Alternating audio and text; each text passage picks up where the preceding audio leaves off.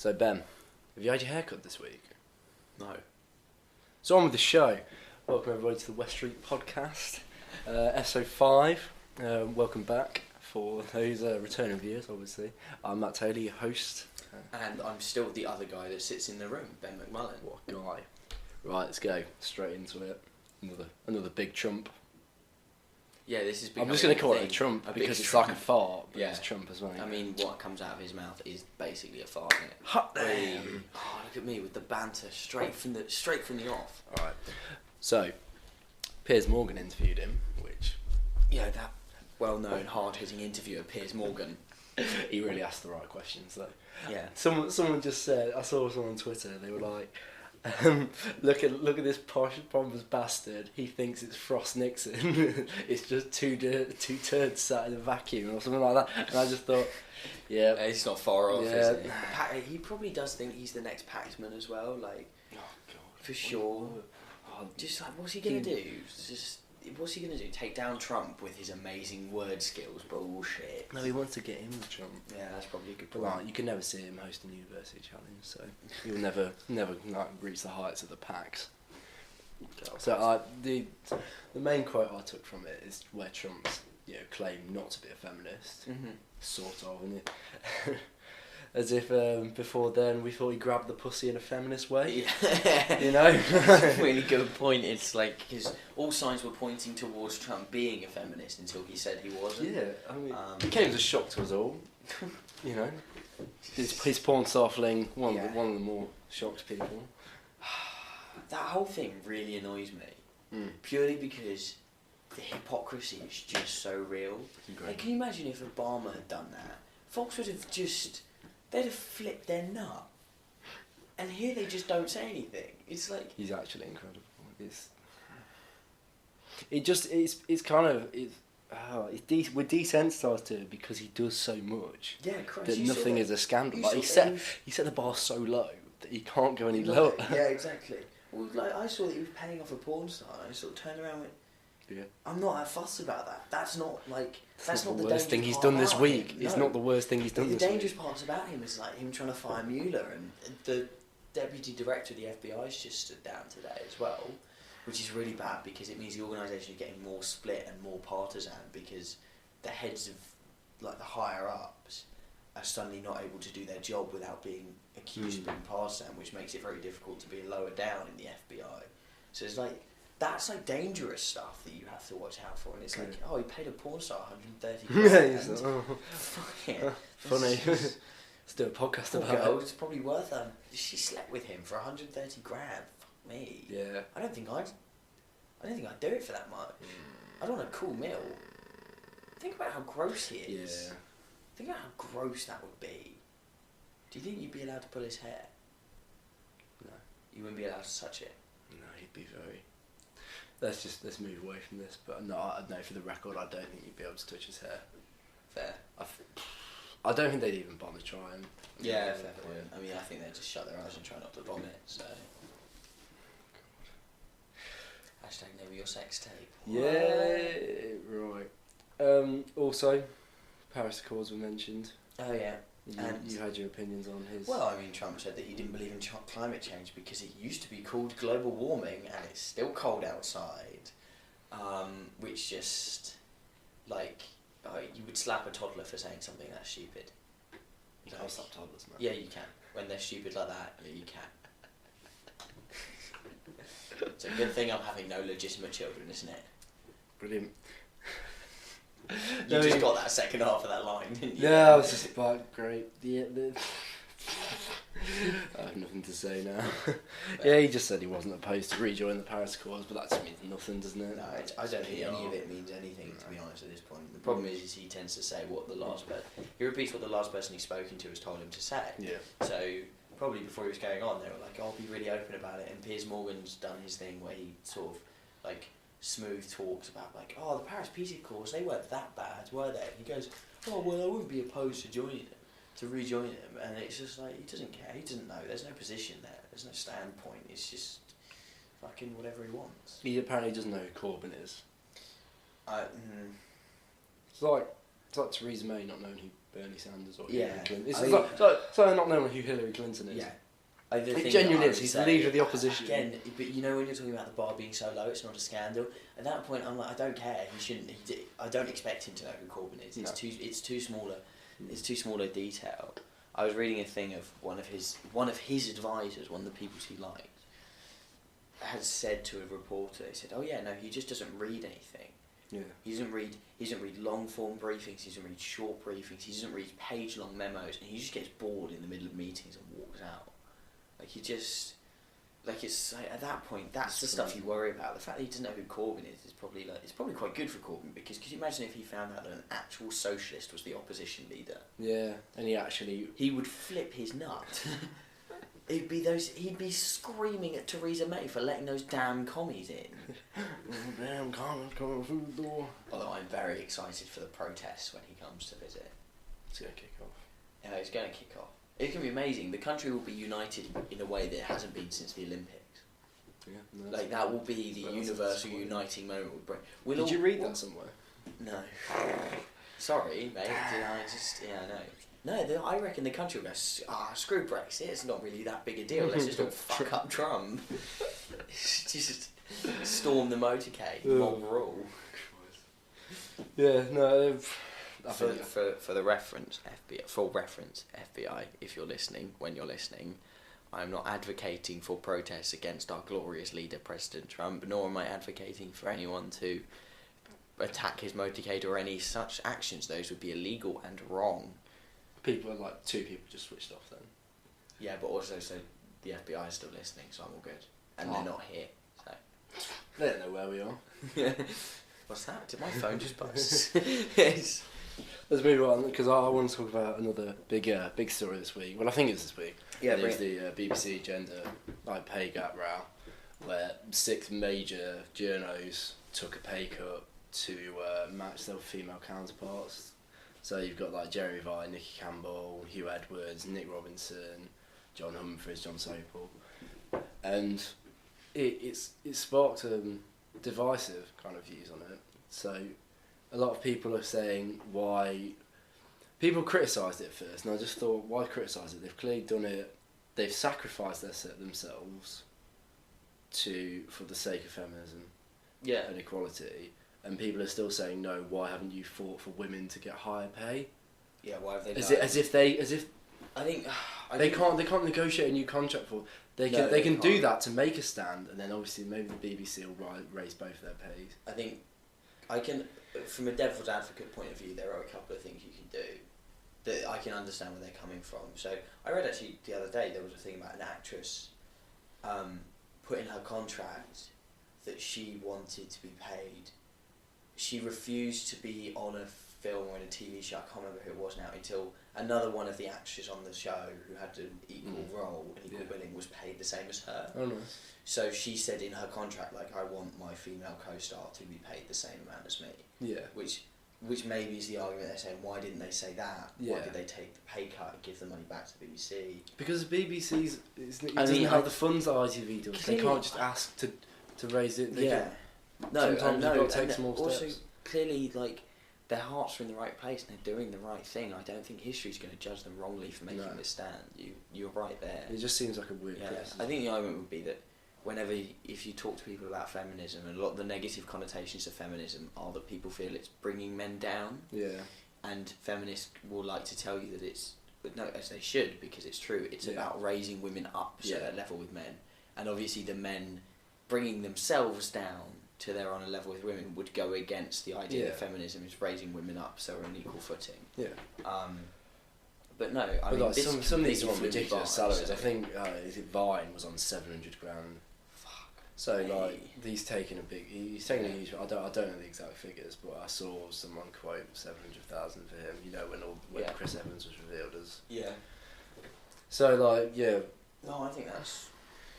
I don't know very much on the story. You're the one that did most of the reading for it, but I'm fully.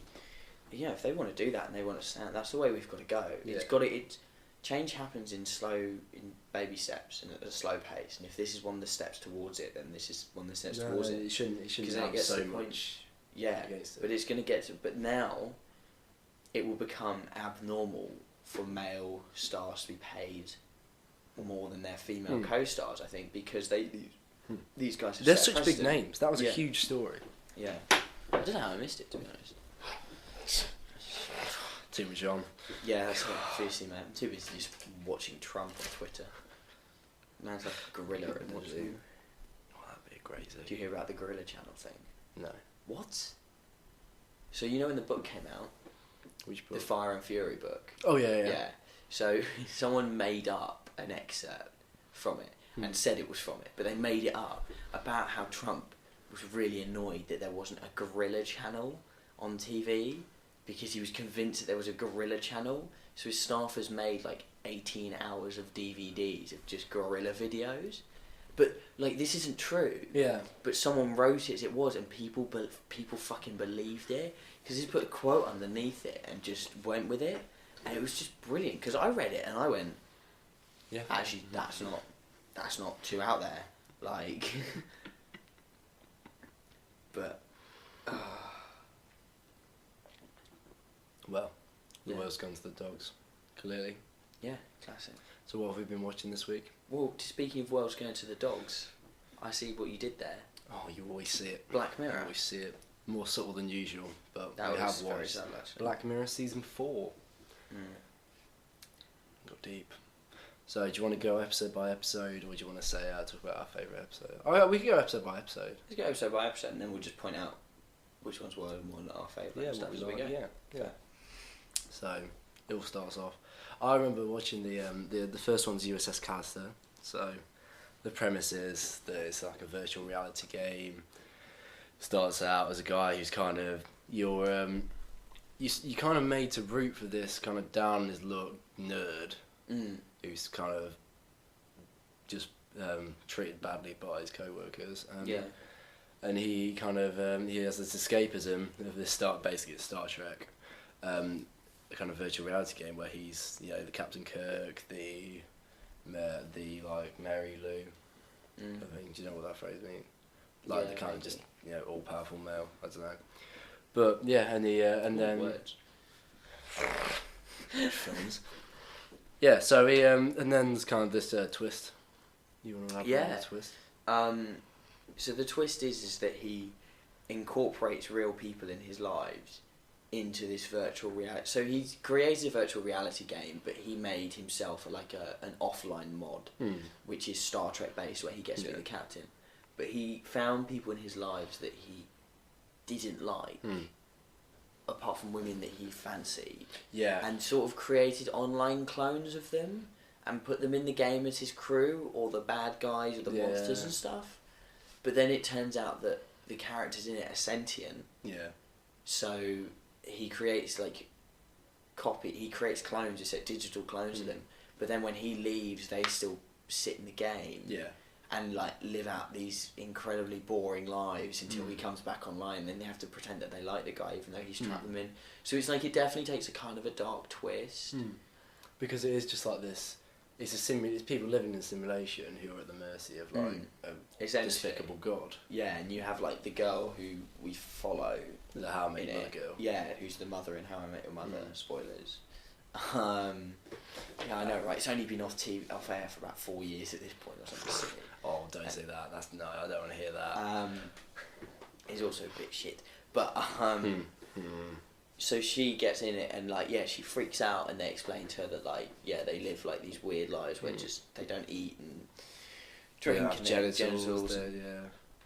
Yeah, but you really liked this episode, didn't you? I did. I liked just kind of the imagery of it and the kind of Star Trek feel, because so much of Black Mirror is so dark, gritty, kind of grim, realistic. Yeah, and this is just it just throws you in with straight fantasy. Yeah, they definitely when they go into the simulation stuff and they properly up the colours and stuff. It's very cool. You go into planets and stuff. Yeah, and I'm a big fan of that. I found it too happy, and I know we're talking about how it had a dark twist with the characters, the child that the kid being left but I couldn't stop thinking about the fact that they still were only digital simulations of these people's minds, which I guess Black Mirror kind of confronting the other one with the person in the egg sort of thing, but I just wasn't that fussed about them Like I wasn't hugely rooting for them either. Yeah, no, I get that. I felt that because sort of part of me just still thinks he's just playing a game. Yeah, he's just playing a game, and he has a shit life. Like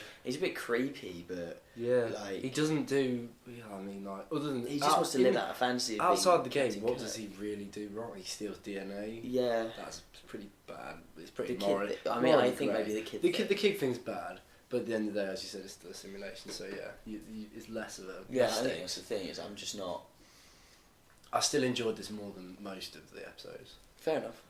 I thought it was a decent episode. I just didn't find. Maybe that's because I watched this one first as well. So it's just. Yeah, maybe. I don't know. I also, as you'll find as we go through most of these episodes, I found it just wasn't quite as thought provoking as I expected from Black Mirror, which kind of made. I was like, oh, it's a nice story, but. That was kind of it. I haven't walked away from it going like, oh my god. Like. Do you want to take the second episode? Yeah, it was Hang the D. No, that was the mother one. Yeah. Yeah. So that episode, pretty straightforward premise actually, is that her child goes missing when the baby's very young. Yeah. In an attempt to prevent it from happening again, she installs, I guess, a tracking software that's kind of being trialled for children, and with it comes, it's like, you know, the mother gets like a tablet that's linked to the chip that she's basically put in the daughter's brain. It's called Archangel, and with it she gets to. Yes, we lost the recording after this, and we're gonna go to try and skirt back over. It was a good discussion, and we're just going to try and continue. I don't know, I think, we're just going to... You need to power through, man. Okay, come on. Man. At least after edit. All the edits were done after the recording was lost. That's true. Right, I'm going to have to edit this when it's done, though. Brilliant. Right, let's go. So we'll just talk about our two favourite episodes now. We've done... do you want to go back and... Yeah, I want to talk about Hang the DJ. Alright, let's do Hang the DJ, because, you fucking love him. Right, so... let's just wash over the points we made. Really well cast. The chemistry of the actors made us root for their couple. Yeah. Without being told to root for them. You didn't like the happy ending. Yeah. I think it parallels real relationships because obviously a guy gets stuck in an abusive relationship mentally, while the girl goes on a string of one night stands, which, you know, is a common way. Vice versa, or anything, for people to end up with the right person. That just happens. Sometimes it takes meaningless one night stands. Sometimes it takes a shit relationship. Yeah, that's a fair point. And without needing the expiry date on a relationship. Yeah, I thought it was an interesting. I was more intrigued by the idea of an expiry date on a relationship and how people react to that expiry date. So you get some people who actually like the idea of an expiry date on a relationship would be like. That's an end for them. Like we know people that wouldn't get into a relationship, and there's people out there that wouldn't get into a relationship if they knew there was just bless you, who wouldn't get into a relationship if they knew there was an expiry date. Yeah. Whereas like people like me, like I'll get into a relationship and I will very clearly say it like, oh no, I'm not going to marry this person. This isn't the person I'm going to spend the rest of my life with. But like I'm very happy to date them for 4, 6, 8, 12 months, you know, however long you date them for, as long as you're like in that place in your life, and then you move on and suddenly that relationship isn't there for you. So like I thought that was a really interesting idea, but other than that, technology takes a back seat, and I think I just like the way that they did something that in Black Mirror isn't common. They rebelled against the technology and kind of prevailed. Yeah. Like because they're the simulation, they like, otherwise they're stuck in it. Yeah.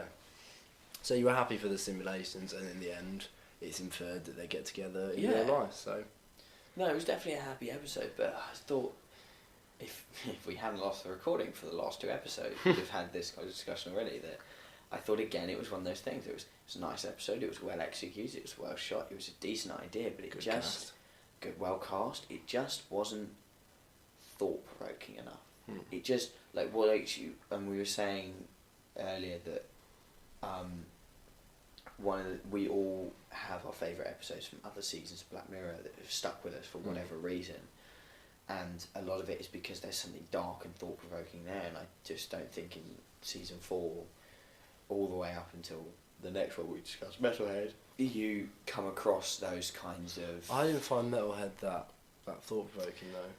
No, you're right. Actually, that's a fair enough point. I like Metalhead because it's artsy fartsy. I liked the idea that it's kind of realistic, and I liked. Yeah. But I liked the fact that there was no context. I liked the fact it was a story, it was a cold story for the sake of a story, and you don't need to know why. You don't need to know how. You just are instantly in on this story and rooting for someone. Yeah. And there's no backstory. I like the twist at the end about it was for the teddy bears. Yeah, they were just trying to steal them for a child. Yeah, should we take it through go through the story of Metalhead? Yeah. So it's all shot in a chromed black and white, which I thought was a very interesting choice to make. But then, as with most things in black and white, you stop noticing it's in black and white after about 10 minutes. Yeah, that's true. Actually, I didn't care for it first, but then I thought, like initially you're like, oh, this is so artsy, but then you stop noticing, and actually I think it just sort of like kind of like Christ. I'm thinking back to particular scenes, and in my head some of them are in colour purely because I think you've added colour. You add colour to it, like, but it's about.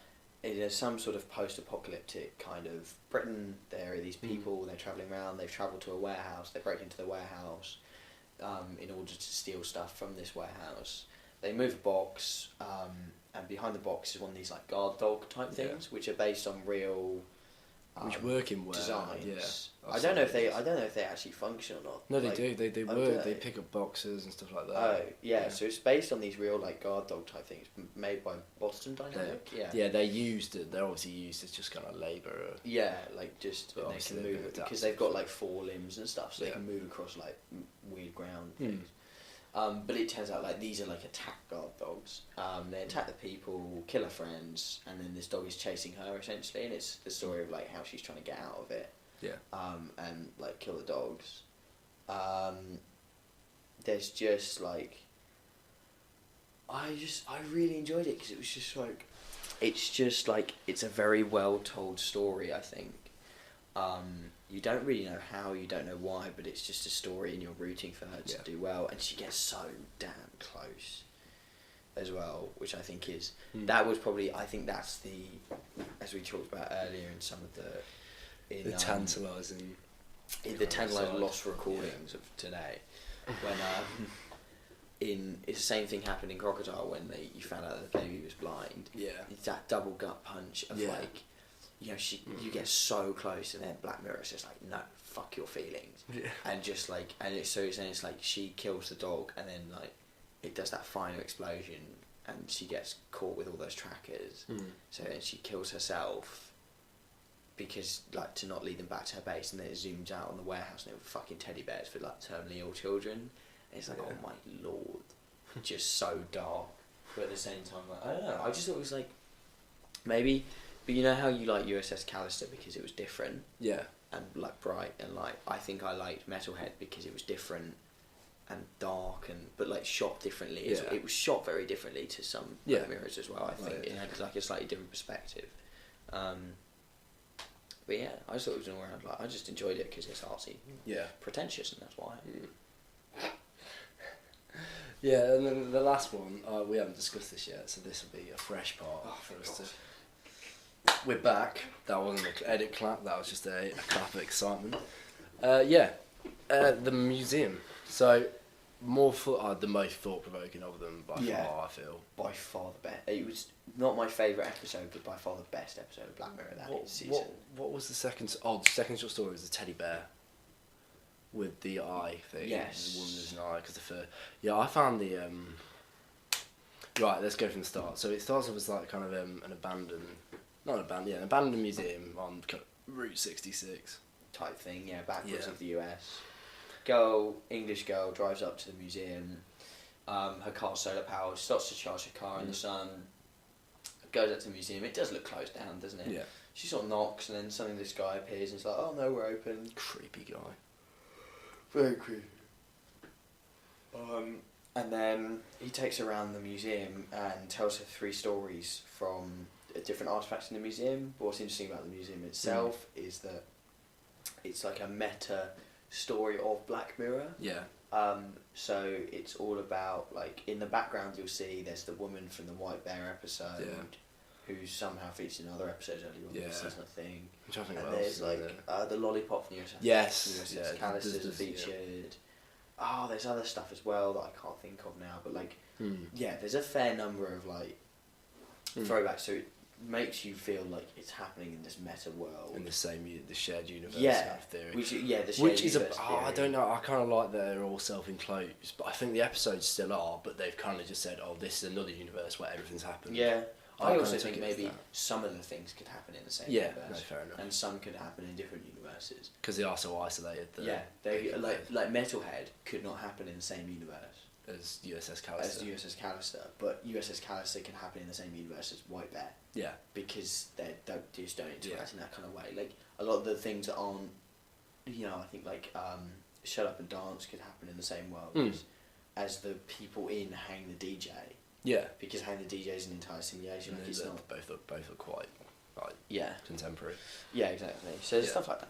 But it's in the museum. I think it's great because it tells like 3 great stories in one episode. In a very short time period, but you're in on that story like any other Black Mirror episode. You don't sit there and go like, oh my god, they've only done like 10 minutes here. Yeah, I think the first one is such a twisted story. Oh my god. Like a guy who can basically feel, and he has a screw in his head and he can feel the patient's pain and therefore diagnose it. So he uses it for sex, and it's so it just allows him to feel what the people he puts this big brain mesh over them, and he feels what they feel. I like the design of it because it creeps me out. Yeah. It sets something primal into me. It makes him like feel what other people are feeling, and then it turns out he gets like a. He gets a kick. He gets a kick for pain. Yeah, that's exactly it.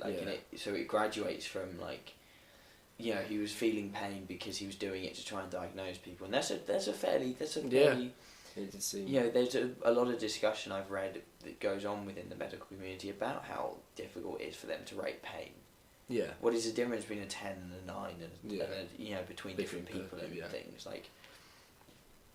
And so whereas if you give it to a doctor and they can say like, well, this is really bad pain and this feels different and normal, like it's it makes sense in a way, but it's just you knew it was going to end badly. Yeah, because the guy, the museum curator, is just in the background of it being all sinister and I just don't like and it ends with him drilling a homeless guy. Yeah.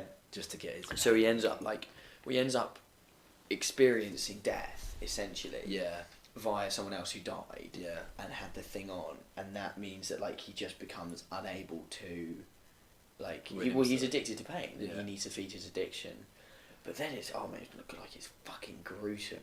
Because then it goes into like the fact that he then just sort of starts like self-harming in order to feel, because he gets off on the pain, and then it gets to the point where he ends up murdering a homeless guy because he needs to feel like because he can't push his own body any further, so he takes another second story, which I don't know. Here you take this one. I was just a teddy bear one. Yeah, the happy family one. So a woman, there's a family, perfectly nice family. Guy and girl, they have a kid, and then she gets hit by a car. Yeah, gets hit by a car. Goes into a coma, and there's that whole thing of, are people in comas able to experience? Like, do they hear what's going on around them? Are they aware? That sort of thing. Yeah. In this universe, the coma that she is aware. Because they show she's got the yes or no switch, which they start off with, and then this guy comes and says, well, I can do something else. I can implant a copy of her consciousness into the husband's mind. Yeah. And she'll basically live in your head. And you're going like, oh my god, I know this is I'm watching Black Mirror, this is ending badly. Yeah. But he goes for it, she goes for it, and fair enough. I mean, I guess if you imagine you're her in a coma, and you've just heard, you can't see anything. But it's not her. But you've just heard someone say, I can take your consciousness and put it in your husband's body. Like, you'd be like, oh my god, get me out of this. Like, so they do that, but as is ever with Black Mirror, there are problems. I mean, I think the big thing is, and it's fair enough, you live with someone in your head. It is literally impossible to get away from them. Not even in terms of, if you lived with them, you could at least like not say something. Not be in the room. But it's like you see what they're thinking. Yeah, you see what they're thinking, you know what they're feeling. like he calls her out for like, she calls him out for like looking at a woman. He's like, oh my god, I can feel you getting a semi, and it's like, there's no escape from that. So they then go back to the creepy black museum guy who's working as like a science and medical researcher at the time or something, or like something slimy for a science and medical like research department. So he says, well, we can put in like a block essentially, so you can like pause the person in your head. So it's like a divorce. Yeah, so you can just pause the person in the head for a while. So they do that. But then obviously that spirals with the woman doesn't like the fact that she's being paused, and like when they pause her, she doesn't, like nothing happens. She just suddenly wakes up, and like months, weeks have passed or whatever. So she finds it difficult. So then they argue more about that. Like he's moving on, he's found someone else. Which I mean, I don't know why that wasn't confronted initially. Surely when you're having that conversation, you said, well, they were only like late 20s, early 30s. Yeah. Obviously, he was going to move on. Like, even with her in his head, there was going to be other people. Yeah. That's kind of an obvious thing, I felt like. But yeah, it still had to be explored because it's black mirror. Yeah, it's fair. More emotional pain. So they decide on a compromise, which is they put her in a teddy bear somehow. But then they only give her 2 responses. Which is like, give me she gets 2 buttons. Yeah, she gets 2 buttons on her chair and his head. I love you and give me a hug. I love you and give me a hug, which is supposed to be like smiley face and sad face. Yeah. Like, and it just sort of explores how she ends up like she's going to live in that bear. Yeah. Like, yeah, which is, and then the bear is in the museum. Yeah, the bear's in the museum with her in it, so the bear makes noises. No, it's a monkey. Monkey love you. Oh, yeah, something like that, yeah. Yeah, but a cuddly toy. I think you're best to discuss like the last bit as well, the electric chair guy. Yeah, okay. So there had been, throughout the other 2 stories... Because you were texting me when you first watched this. Yeah, fair. Throughout the other 2 stories, there had been in the background, you'll notice if you watch it again... I forgot that, sorry. On the TV and stuff, there's a couple of news reports that are about some local weather reporter in the US or something had gone missing. Yeah. And then the second story... Well, there were only 2 stories, was there not a third one? The third story is the murder. Oh, okay. So in the first story, she's gone missing, and then in the second story, you see in the background on the news on the TV. I think you see it twice. I think you see one which like her body was found, and then later on in the second story, they'd found the guy. Yeah. And it's this guy, like this big black guy, which I think there's definitely racial undertones for that. Oh yeah. Which is why I bring it up. Like, but he's convinced he's innocent, but he's convicted, sentenced to death. Slimy science researcher guy says, I have a way to, like, I will take a copy of your consciousness before they electrocute you, and I will make, like, a holographic clone, so you'll get to live on, even when you're electrocuted. So the guy in the chair agrees, they do the whole thing, and then it turns out that slimy researcher guy who created this museum, because he'd been fired for something, and was using the holograph of the guy's consciousness as his final exhibit. Yeah, to make money. And the exhibit was you'd get a hologram of the guy, but like of his actual real consciousness. And you'd get to electrocute him, but because he's a hologram, he wouldn't die. Got off on like the power of it. Which started off with it started off with just everyone had a massive like, just people came to see it because it was just a weird attraction. And like, it became like this underground. And it's well, I think initially it started off with an interesting concept of like, it didn't feel real, therefore people were very like just straight comfortable in pulling the lever, because it felt like, honestly, I think it was a slightly more updated version on the idea that like, I'm sure there's like London dungeons and stuff. Yeah. I bet they've considered having things where you push a button or you press a lever or something, and a guillotine would chop a mannequin's head off or something. Yeah. You know, like, it's kind of, the idea was they said, well, how much of a jump is it from that to this? Because it's not a huge jump for a lot of people, so they make their peace with it.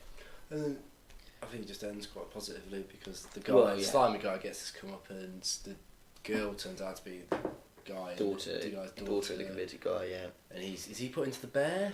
No, he's just killed. No, he? she kills him. Yeah. Yeah, she kills him because it does come up that he was electrocuted so much it just fried his brain. It fried the actual consciousness. So he just sat there and drooled. Yeah, Yeah. Whereas initially, like usually in the first one, he wakes up and he's like, "Where am I? What's going on?" Yeah. But by the time the daughter gets there, he's got no idea. Yeah. And then they covered the interesting thing of like when business started going down, he started charging more for people to have like double goes and weirdos and racists and stuff like. Yeah. Yeah. I think that does it. But yeah, and then it sort of ends with her. She takes the monkey, and her mother's consciousness is in her head as well. Yeah. So it's like a round of all three, isn't it? Yeah. Well, it doesn't really cover the first one. Why is the first one relevant? I think it's just a weird, twisted story to make. Fair point. It was a really fucking good story, though, wasn't it? Like, it was one of those things where it's only 15-20 minutes long, and you're like, you do not feel like it's 15 or 20 minutes long. So that's fair enough. Yeah. North South Divide, come on, bring it. Yeah. So we stumbled across Transformers earlier, the original pre. No, it's Dark Side of the Moon, mate. It wasn't an original one. That's the third one. So Jesus Christ. Oh, to be fair, Shia LaBeouf was in it. Exactly. So does that make it one of the originals? In my head, it's like the original live action one. Yeah, from first three. It's in that first trilogy. I like Transformers. I think they're an easy watch. I think they are genuinely shit films, but I enjoy them for the sake of just sitting and watching. It's an easy watch. I don't even enjoy them. I don't. Not even on an ironic level. I think not even on an ironic level. I think they're just like we've acknowledged they're shit films, and like I think they're too loud. They're too. It's just raunchy. Too much. It's just too silly for me. It's too like. Why does everything have to explode? Why are there no consequences to this? Can it just like fuck off and die? And it will fuck off and die soon. That's a good point. Because the box office is finally down. Yeah, I'm just not like. Not even like when we put it on today, I was doing my team sheet. I just was not fussed in the slightest. It was going on. Other than when I looked up and was like, "This is utterly ridiculous." Not in an enjoyable, ridiculous way. Not in a Johnny English way. All right, back to that's still a good film. So. Yeah, no, I like Johnny English because it's like ridiculous but funny ridiculous. It's trying too hard to be serious. All right, you've won. That's fair. Yeah, fair, fine. I still enjoy them though, but so Ben takes that one. Mm-hmm. Basement battles. Piers Morgan versus Charlie Brooker. Standard. Always topical. Who wins?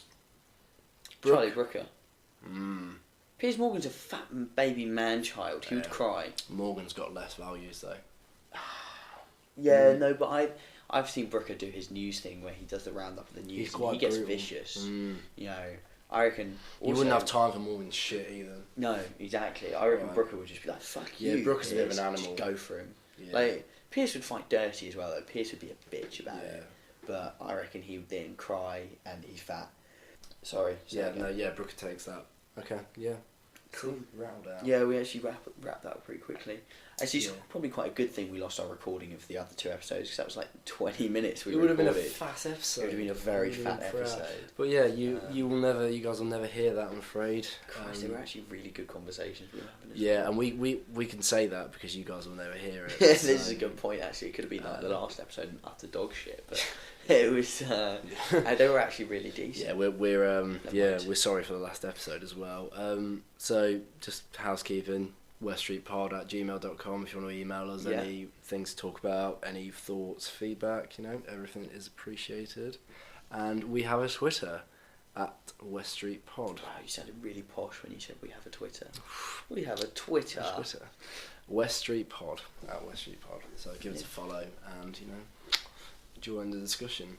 I guess. Yeah. Join the discussion. I like that. As if there's sometimes as if there is a discussion. Exactly. Who knows? Maybe if you come along to the Twitter, you can start one, and then other people can join in. I've been Matt Taylor. I've been Ben McMullen. As usual. And we're sorry.